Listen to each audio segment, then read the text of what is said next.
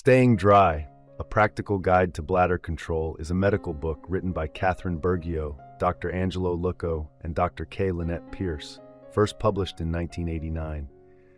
It offers guidance to adults struggling with urinary incontinence, with the goal of helping them regain control over their bladder. The book is based on a program developed at the National Institute on Aging in collaboration with Johns Hopkins School of Medicine. Dr. Lucco is a geriatrician from Pennsylvania.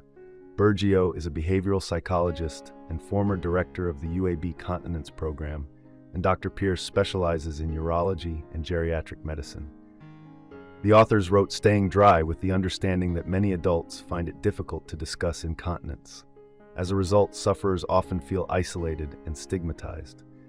The authors stress that despite the stigma, adult incontinence is often treatable, especially when individuals talk openly with their doctors. Since many try to manage the condition privately, Staying Dry serves as a practical guide for those in need. It provides step-by-step advice and empowers readers to take charge of their situation, while still encouraging consultation with a doctor for appropriate testing. The book concludes with information on the tests and potential treatments available. Though first published in 1989, Staying Dry remains relevant today, as the authors continue to recommend the same strategies to their patients. The book is less focused on medical terminology and more on offering hope and practical solutions for readers who feel embarrassed or hopeless about their condition. Chapter 1, Getting a Handle on Your Problem, introduces the Bladder Diary, the first step in managing incontinence. This diary helps sufferers track their daily accidents and identify triggers. The authors stress the importance of recording every detail: what is consumed, any movements that might trigger incontinence, and whether accidents occur at night.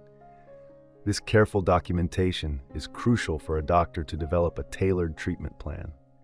Chapter 2, What Your First Week Bladder Diary Means, helps sufferers interpret the information gathered in their bladder diary. Often, there is a specific trigger for incontinence that goes unnoticed until it's written down.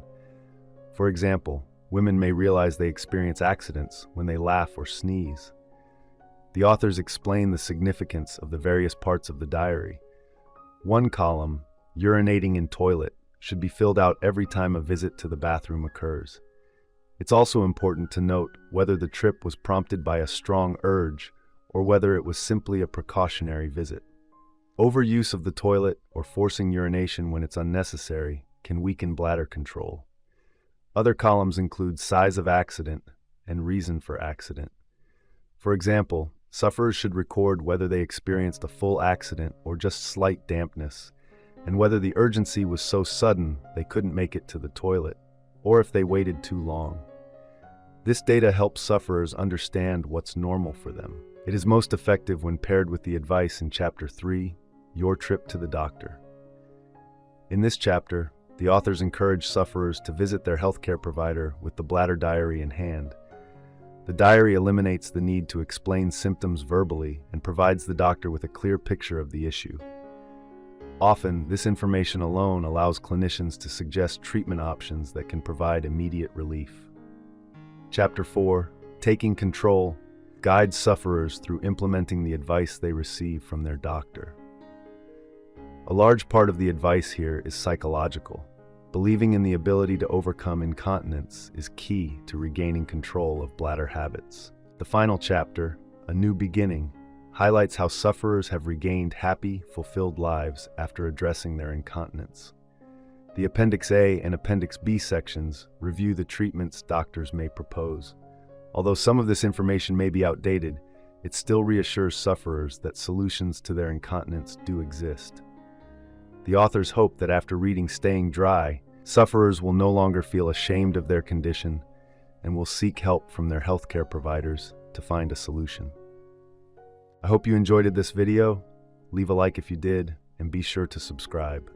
Thank you.